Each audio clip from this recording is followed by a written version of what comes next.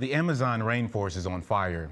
Areas of the rainforest burn during the dry season every year, but this is the largest number of blazes in almost a decade. Cronkite News reporter Jordan Elder explains what this means for us here in Arizona. This year, the fires are bigger, more intense, and covering more ground. With the help of over 100 satellites up in space, scientists at Arizona State University are helping monitor the flames and the aftermath. ASU research professor David Pearson has been to the Amazon 95 times. I started working in the Amazon in 1968.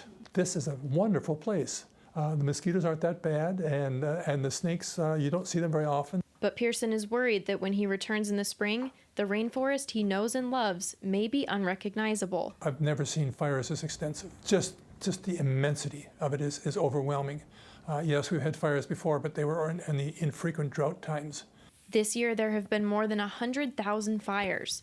These fires have burned land that's almost 3 times the size of the state of Arizona.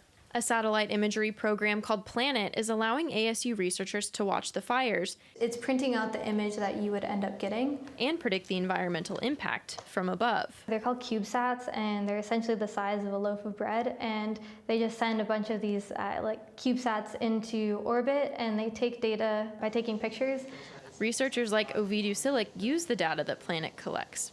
Silic can now start to estimate how much carbon is being released, something that could impact the rest of the world. This will contribute to increase carbon dioxide in the atmosphere that will contribute to climate change and global warming, which doesn't necessarily have a local effect, but it will have a global effect. Many outlets were reporting that the Amazon rainforest is the lungs of the earth. But according to this data from Oxford University, that's not necessarily true. In fact, only about 1/3 of the oxygen produced on land even comes from rainforests, and only half of that is from the Amazon.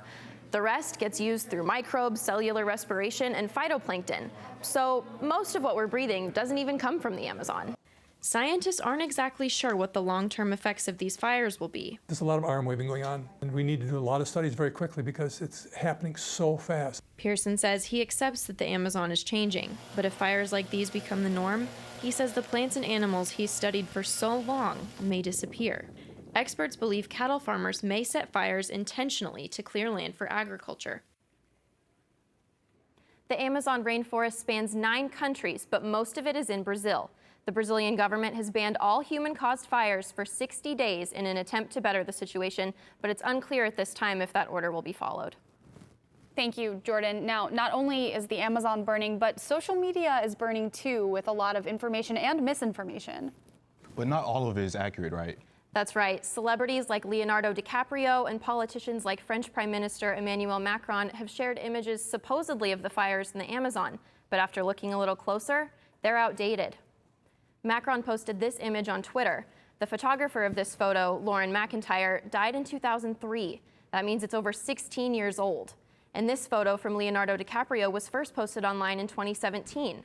DiCaprio has shared more current images since then. So the information in the posts are correct, but the photos aren't. And why is this so dangerous? Well, these are people that have large social media audiences. And so these people are sharing and consuming their content, but if they don't verify the source of the information, it can lead to the spread of fake news. We talked to author and fake news expert Kai Shu about these images specifically. The image, as you mentioned, is outdated, but it's a real image.